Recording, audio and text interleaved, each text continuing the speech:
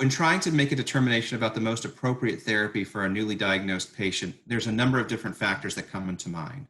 So sometimes a patient may be entirely asymptomatic, and regardless of their age or underlying comorbidities, they may be perfectly suitable to be observed without any active therapy. And I have patients in my own practice that have been diagnosed 4 or 5 years ago that have not had any clinical evidence of progressive disease and who we continue to monitor, and I check on them a couple times a year. This is probably between 6 and 10% of all cases, and so it doesn't happen all the time, but it's certainly important to keep in mind. In most other patients, however, you will need to make a decision about therapy fairly early on in the disease course. And there's a number of different factors that I at least take into account when making a decision about a patient. In addition to the disease-related characteristics, it's important to remember the patient in front of you. So a patient with multiple comorbidities, who is elderly or frail, is not going to be a candidate for a real aggressive therapy. On the other hand, a patient who is young and healthy should be considered for very aggressive therapy because those may be the patients that can enjoy the longest duration of remission.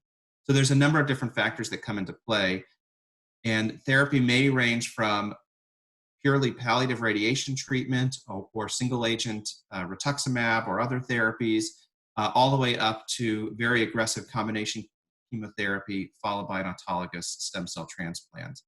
I think all things being equal, in a patient that does not have a TP53 mutation who otherwise is eligible for any therapy, I would still favor a cytarabine-based induction regimen followed by stem cell transplantation, although there are studies underway currently that are exploring the need for autologous stem cell transplantation, especially if a patient has an excellent response to induction therapy. When we initiate chemotherapy for patients with mantle cell lymphoma, the goal is to have those patients achieve a complete remission. And what we mean by that is have the patient's PET scan be negative at the conclusion of therapy.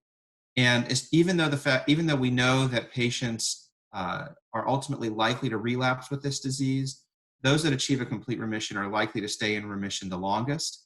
And so that's our goal when we start out.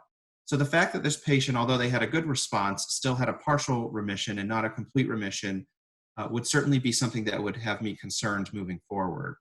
I think in a situation where a patient has responded well, but still has some residual disease, one could argue that the maintenance rituximab is appropriate in that case to try to prolong remission.